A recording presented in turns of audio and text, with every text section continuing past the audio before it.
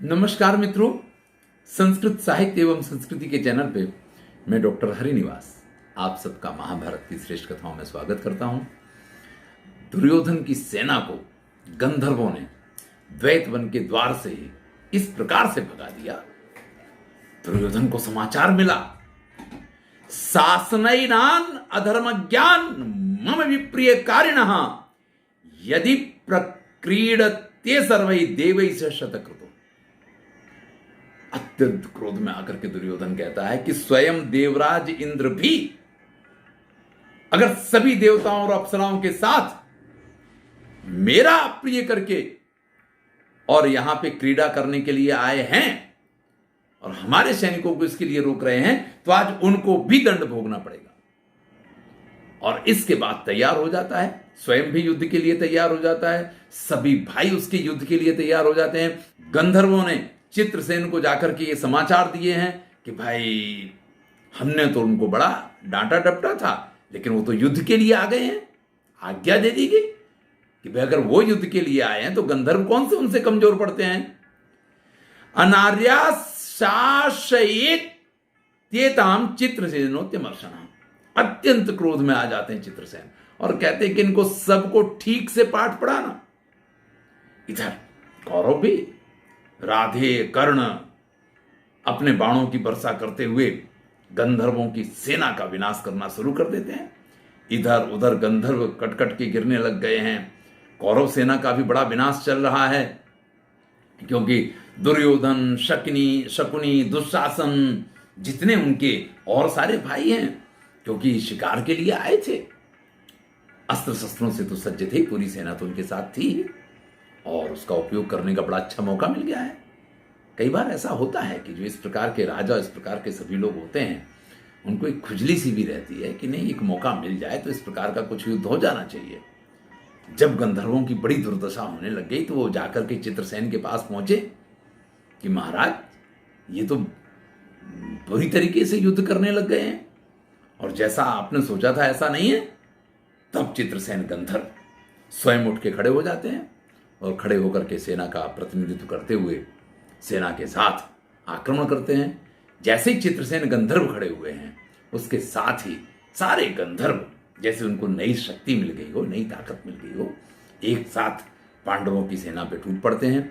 दुर्योधन, कर्ण, शकुनी सब अपनी पूरी ताकत लगा के लड़ रहे हैं, लेकिन अब गंधर्वों को रोक पाना बड़ा ही कठिन हो गया है। सारे गंधर्वों ने एक साथ एकत्रित होकर के, क्योंकि देखिए एक युद्ध की एक नीति होती है, एक रणनीति होती है, और उन्होंने एक रणनीति बनाई है कि सूत पुत्रम जिघासंता समन्तात पर्यवाक्यम। चारों तरफ से एकदम से सूत पुत्र को घेर लिया और सबकी तरफ कुछ लोग लड़ रहे हैं, लेकिन एक बड़ा सा समूह जाता है जो चारों तरफ से सूत पुत्र कर्ण को घेर लेता है और फिर तो उनका रथ तोड़ दिया, ध्वज तोड़ दिया, घोड़ों को मार दिया, सारथी को मार दिया, सब विनष्ट कर दिया। अंत में जब कर्ण को अपने प्राण मुश्किल में दिखाई देते हैं तो सूत पुत्रो विकर्ण रथमास्ताय, विकर्ण के रथ पे कूद के चढ़ जाता है और विकर्ण के रथ को स्वयं हाँकता हुआ और वहां रणभूमि से भाग जाता है। इस प्रकार से एक योद्धा, कौरव पक्ष का जो श्रेष्ठ योद्धा माना जाता है, वो कर्ण वहां से चला गया है। गंधर्वों ने भयंकर युद्ध दिखाया है। उस युद्ध के बीच में कौरव सेना हतप्रभ हो जाती है और पूरी सेना वहां से भाग खड़ी होती है। दुर्योधन, शकुनी और दुशासन वो अपनी जगह पे डटे हुए थे। धीरे से शकुनी का भी धैर्य छूट गया। सिर्फ दुर्योधन और उसका भाई दुशासन ये लोग युद्ध कर रहे थे। ऐसे में जिस रणनीति के साथ कर्ण को वहां से भगाया था, उसी रणनीति का उपयोग दुर्योधन के ऊपर किया जाता है। दुर्योधनम जिघांसंता समन्तात पर्यवाक्यम।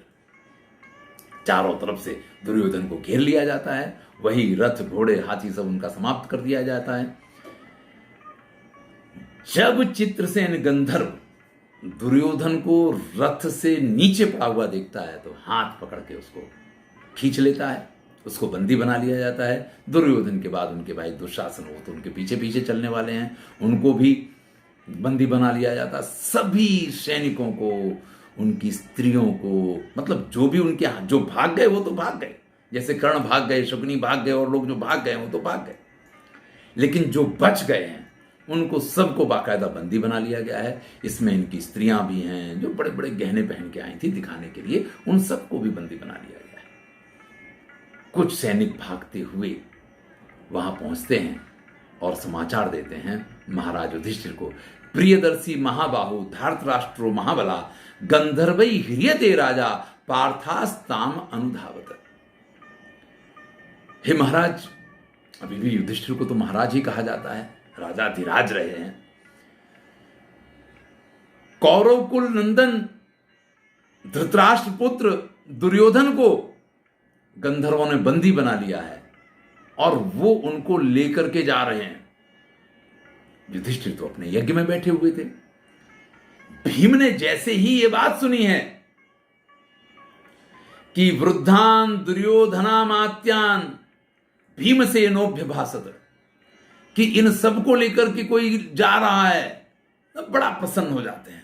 और प्रसन्न होकर के भीमसेन ये कहते हैं कि दिष्टया लोके पुमान अस्ति कश्चिद अस्मिन प्रिय स्थिता। भाई, बड़े सौभाग्य की बात है कि इस संसार में कोई ऐसा व्यक्ति भी है जो हमारा प्रिय चाहता है। जो काम हमें करना था उसने बिना मेहनत के वो काम पहले से ही कर दिया। एनास्माकम मृतो भार, उसने हमारे भार को हल्का कर दिया है। आसीना नाम सुखावहा, और हम तो बस आराम ही करते रह गए हैं, हमें कुछ करने ही नहीं पड़ा और वो काम उसने कर दिया है। ये कोई बड़ा अच्छा व्यक्ति है, बड़ा हमारा उपकारी व्यक्ति है। इस प्रकार से भीम प्रसन्न हो रहे हैं। लेकिन जब युधिष्ठिर तक ये समाचार पहुंच जाते हैं तो युधिष्ठिर तुरंत भीम, अर्जुन, नकुल, सहदेव को बुला करके कहते हैं, परैहि परिभवे प्राप्ते वयम पंचोत्तरम शतम। इतना याद रखो जीवन में, अगर किसी अन्य के साथ युद्ध होता है तो ना तो वो 100 है ना हम 5 हैं, तो हम 105 हैं। हां, परस्पर विरोधे तू, जब हमारा आपस में विरोध होता है, वयम पंचशतम तुते, तो हम 5 हैं, वो 100 है, वो एक अलग बात है। तब वो 100 और हम 5 अलग हैं। लेकिन अगर किसी बाहर वाले के साथ झगड़ा हो जाता है तो ना तो वो 100 है ना हम 5 हैं, तो हमें हमेशा 105 रहना होगा। इस प्रकार से युधिष्ठिर ने जब कहा, भीम को तो जैसे आग लग गई। बैठे बिठाए जो करना है वो सब कुछ हो गया है और इनकी समझ में नहीं आ रहा है। इधर युधिष्ठिर अर्जुनस्य यमु चैवे त्वं चा वीरा पराजितः मोक्षे त्वं नरव्याघ्र ह्रियमाणा सुयोधनम। भाई, जो कोई भी गंधर्व दुर्योधन को बंदी बना के ले जा रहा है, तुम दोनों नकुल, सहदेव, अर्जुन, भीम, तुम्हारी जवाबदारी है कि जाओ और अभी जाकर के उनको छुड़ा के लेके आओ।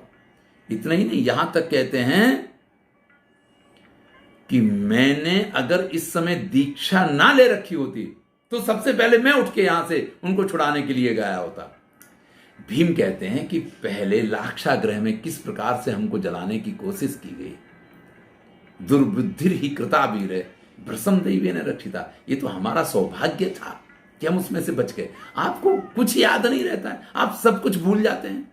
और इतना कम था, किस प्रकार से द्यूत काले ही कौन थे वृजनानी कृतानी चा, किस प्रकार से उन्हें जुआ में हमारे साथ बेईमानी की है, छल किया है, कपट किया है। द्रौपद्यास्य परामर्श केस ग्रहण में उठा, द्रौपदी का स्पर्श किया, उसके बालों को पकड़ के उसको खींचा है। और आप ये कह रहे हैं कि हम उन्हीं दुर्योधन को और उनके भाइयों को बचाने के लिए जाएं। अरे भाई, कांटा निकल गया, अब तो कोई समस्या वाली बात ही नहीं है, अपने आप सारी चीजें खत्म हो गई हैं। लेकिन तभी दुर्योधन की आवाज सुनाई देती है, जोर जोर से चिल्ला रहा है, पांडुपुत्र महाबाहो पौरवाणाम यशस्करा सर्वधर्म व्रताम श्रेष्ठे गंधर्वेन हृतम बलात्। हे पांडुपुत्र, हे बड़े भाई, युधिष्ठिर को बड़ा भाई कहकर के बुलाया है इन्होंने कि हे बड़े भाई, आप कुरुकुल का यश बढ़ाने वाले हैं, आप पौरवाणाम यशस्करा पूर्ववंश के यशस्वी हैं और उनके यश को बढ़ाने वाले हैं। आज हमारे कुल पे ये कलंक लगा जा रहा है कि आप लोगों के रहते हुए कोई हमें उठा के ले जा रहा है। जैसे ही दुर्योधन की ये अत्यंत रोती रोती आवाज युधिष्ठिर ने सुनी है, फिर तो युधिष्ठिर से नहीं रहा जाता है। वो कहते हैं कि हमारे कुल में कलंक लग जाए, अपयश फैल जाए, ये तो किस प्रकार से चल सकता है। श्रुत्वा विलापम संभ्रांतो घृणया भी परिप्लुता, अत्यंत दया से भरे हुए वो युधिष्ठिर भीमसेन और अर्जुन को आज्ञा देते हैं कि मुझे अपना व्रत और नियम तोड़ करके युद्ध के लिए जाना पड़े, इस स्थिति में मुझे मत छोड़ो। यानी ऐसा मत करो कि मुझे हथियार उठाने पड़े, क्योंकि मैंने समय दीक्षा ले रखी है। तुम ही लोग इस कार्य को पूर्ण करके आओ। स्वयमेव प्रधावेयम यदि ना स्यात् वृकोदरे विदितो में क्रतुर्वीर नहीं मित्र विचारणा। मैं इस समय बिल्कुल विचार नहीं करता अगर मैंने ये यज्ञ की दीक्षा ना ली होती। अभी तक तो मैंने हथियार उठा लिए होते, अभी तक तो सेना पे मैंने आक्रमण कर दिया होता। तो वृकोदर भीम, अगर तुम मेरी आज्ञा का पालन नहीं करोगे तो मुझे अस्त्र उठाने पड़ेंगे, जाओ। तब अर्जुन कहते हैं यदि सामना न मोक्षंती गंधर्वा धार्त राष्ट्रान अद्य गंधर्व राजस्य भूमि पास्यति शोणितम्।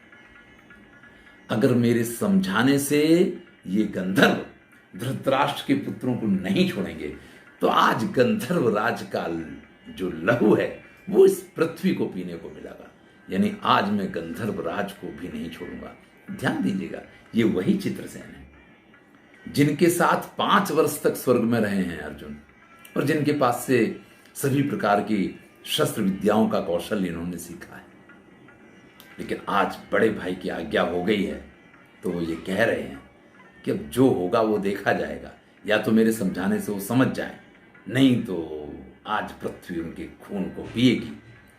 अब बड़े भाई की आज्ञा हो जाए तो फिर तो भीम, नकुल, सहदेव और अर्जुन सभी तैयार होकर के प्रस्थान करते हैं। जैसे ही उन्होंने रणभूमि में जाने के लिए प्रस्थान किया है, सारी कौरव सेना भी फिर से सन्नद्ध हो जाती है। जितने भागे थे कि भाई अब तो हमारे पास विशिष्ट सेनापति हैं।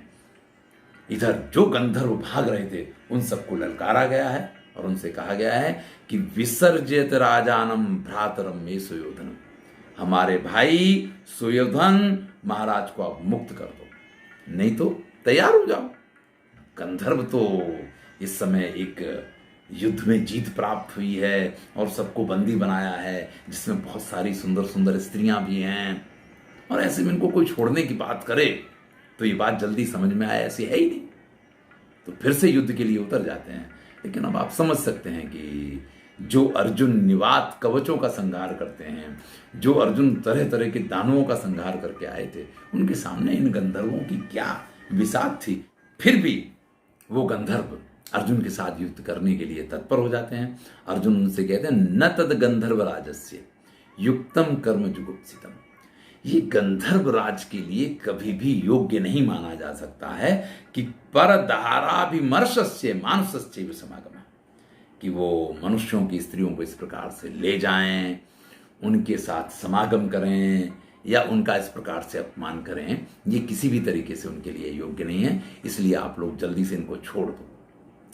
अर्जुन की बात गंधर्वों के गले तो नहीं उतरी, लेकिन सभी उसी तेजस्विता के साथ जैसे उन्होंने कौरवों के ऊपर आक्रमण किया था, आक्रमण कर देते हैं। उस आक्रमण का सामना करने के लिए अर्जुन तो तत्पर ही थे। एव मुक्ता तथा पार्थ सव्यसाची धनंजया ससर्ज निशितान बाण खचरान खचरान प्रति। फिर तो अर्जुन के तीव्र बाण उन गंधर्वों को पृथ्वी पे गिराने लग गए हैं, भयंकर आक्रमण कर दिया है। इधर सारे दिव्यास्त्र ले लेकर के वो गंधर्व भी अर्जुन के ऊपर टूट पड़े हैं। चत्वाराह पांडवा वीरा, एक तरफ 4 पांडव हैं, गंधर्वाश्च सहस्रसा, और एक तरफ हजारों गंधर्व हैं। रणे सन्य पतन राजन अद्भुतम विवाहवत। उस समय रणभूमि में एक अद्भुत दृश्य दिखाई दे रहा है। जिस रणनीति का उपयोग उन्होंने कर्ण के साथ किया था, जिस रणनीति का उपयोग उन्होंने दुर्योधन के साथ किया था, उसी रणनीति का उपयोग गंधर्वै शत सच्चिन्नो तथा तेसाम प्रचक्र में अर्जुन के साथ करने गए। एक साथ बहुत सारे गंधर्वों ने अर्जुन को घेरने की कोशिश की, लेकिन अर्जुन के बाणों के आगे उनको घेरने वाला सारा प्लान ऐसे ही जब भीम के साथ किया गया तो उन लोगों ने भी माद्री पुत्राभि तथा युद्ध मानो बलोत्कटो, माद्री पुत्र भी उस रणभूमि में इसी प्रकार से युद्ध कर रहे हैं। ते बध्यमाना गंधर्वा दिव्य अस्त्र मान।